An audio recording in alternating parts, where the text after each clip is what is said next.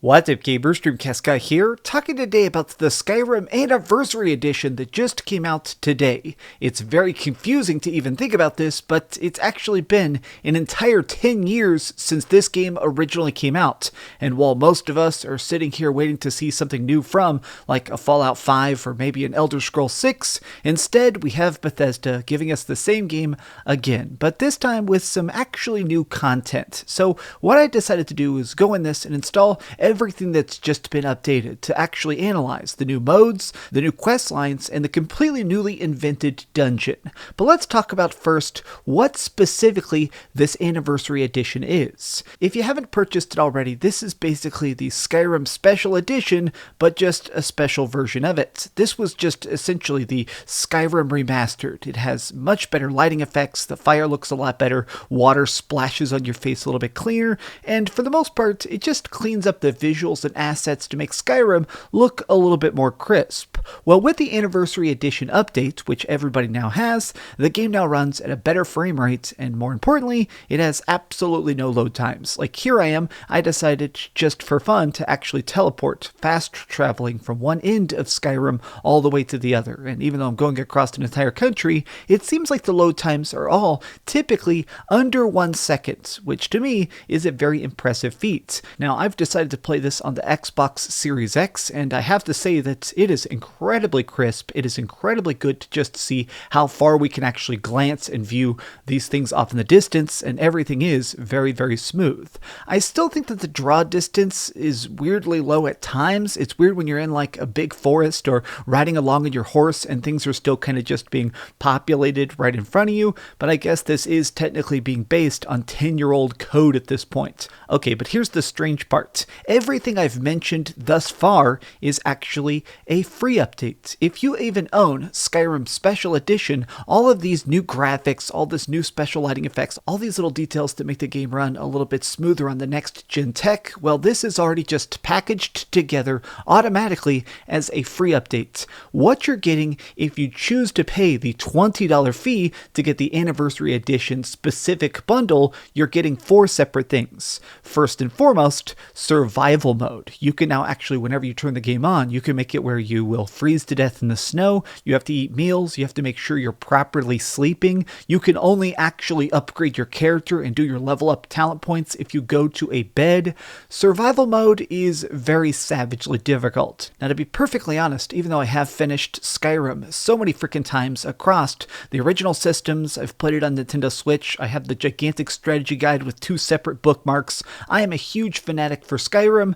I'm probably not going to play much of the survival mode because something about hunger meters annoys the heck out of me. But the other 3 aspects of this are gameplay improvements that I really enjoyed. Now let's talk about fishing, because this is something they finally invented. In the original version of Skyrim, you could just throw yourself into a creek or a lake and grab things by hand, which makes you seem almost like a freaking primordial ninja, but now you can actually go up to any waterfront and there will usually be this bucket of bait. Walking up to this and pressing action will make you get out a fishing rod and immediately cast your line. Now this is pretty simplistic. It's the standard thing. You wait for a freaking fish to bite, you hold down the A button, and you pull it up as quickly as possible. Now you're also going to fish up a bunch of junk, but what's kind of interesting is that not only do we have fishing now, but there's actually fishing quests which can be picked up. Here is the thing to me, because I'm about to just gush some praise about the completely new content.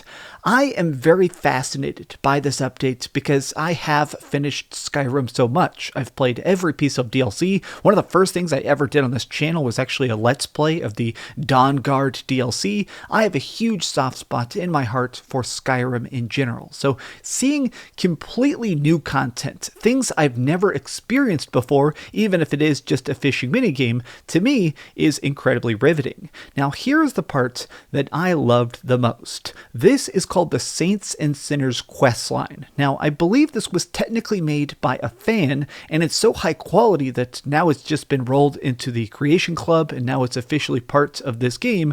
It is filled with completely new main quests, a totally new dungeon which looks incredibly cool and very evocative to some locations that were actually in Elder Scrolls 4, and it has completely new item sets which are made of gold and this weird like dark metal. this stuff right here is just so freaking awesome. Like, I'm not going to sugarcoat it. It is so fun to actually see completely original stuff just being put in here. And also, this is all like voice acted. These are lines. It's all got scripting and stuff like that. I feel like whenever I picture like fan content, typically the mods that I've installed are a bit lackluster at times. But speaking about mods and the Creation Club, this is one of the aspects of it that's still very strange to me as a predominantly console player. Whenever you want, from an easy menu, you can just install different mods that will actually affect the gameplay to make it where you can have slightly better graphics, new special talent trees, all sorts of different stuff. I do want to say though that it's extremely funny to me that one of the most popular mods in the entire world is just an unofficial patch that fixes the last of the glitches in this game. This just came out. Anniversary Edition came out today, and there's already a great patch made by the fans for the fans, which to me is a little bit humorous. But on the other side of this, there is the Creation Club. This is where people are basically selling mods through Bethesda, which still feels a bit weird to me, the idea of like selling your mods through this shop. But you know what? The content's pretty cool, so I guess I'll let it pass.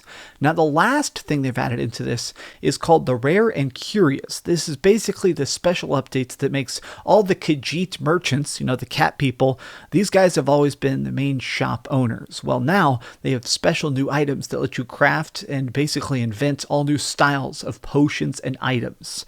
Essentially, the Skyrim Anniversary Edition, it's not trying to invent a new style of Skyrim, but it's being the best version of Skyrim that we have right now. If you're a console player, I've basically heard that if you play this game on PC, you can completely reinvent every single aspect of it. You can play the entire game as a flying werewolf and just donkey punch people to the moon and stuff. But here, as a predominantly console player, I think that this is now the premium way to play this game.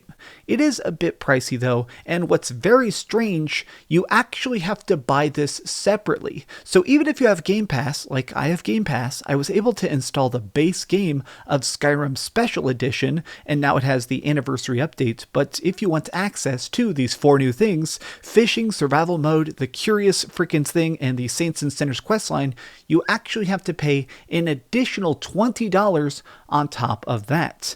Do I think it's worth the 20 bucks? Honestly, yeah. I think the Saints and Sinners questline and the new gear it's actually introduced is that cool, but still, it is a bit funky that this isn't just automatically included. Microsoft, you own Bethesda. Aren't you going to reward the Xbox gamers? Okay, well, these have just been some off-the-cuff thoughts about this mod, these new things that have been introduced, and kind of the future of what I think of Skyrim, because hopefully this is the final update. Well, what did you guys think? Have you had a chance to play this yourself? Are you curious? Tell me your thoughts in the comments down below, but please do me the biggest favor of all. Tell me your thoughts in the comments down below, but please do me the biggest favor of all and keep dreaming. Thanks so much for watching that video. If you want to see something else, you can always click this link to see what I put up last, or, you know, subscribe and see what's coming up next. Also, I promise that whatever I do, it'll try not to suck.